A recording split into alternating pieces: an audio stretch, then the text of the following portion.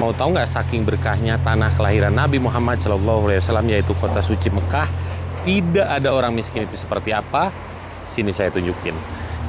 Jadi di tempat kelahiran Nabi Muhammad SAW, yaitu kota suci Mekah, warga pribumi Mekah ya, khusus pribumi Mekah, itu nggak ada yang miskin. Ya, karena apa? Warga pribumi Mekah itu nggak harus kerja, guys. Kebayang nggak?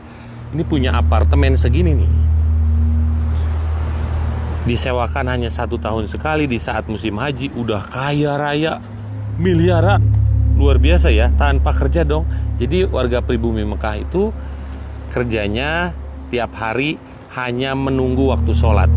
Makanya yang namanya masjid di kota suci Mekah itu nggak ada yang kosong di saat waktu sholat ya.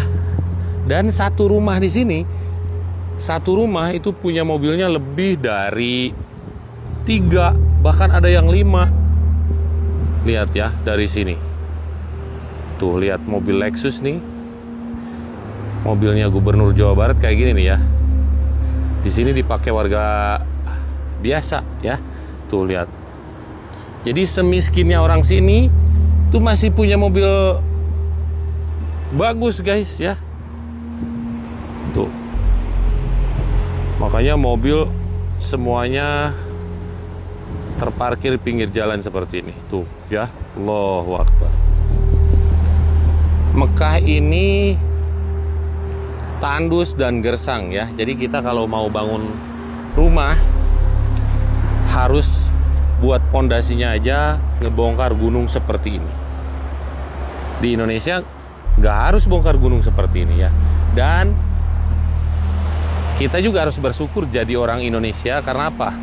Di Indonesia itu kita bikin rumah sesuai dengan keinginan kita. Tapi kalau di sini itu ada standarisasinya. Jadi buat rumah itu, makanya rumah seperti ini semua ya, apartemen tuh. Nah kalau yang gini namanya tuh villa, ada pagarnya, ada bentengnya. Nah kalau ini namanya imarah.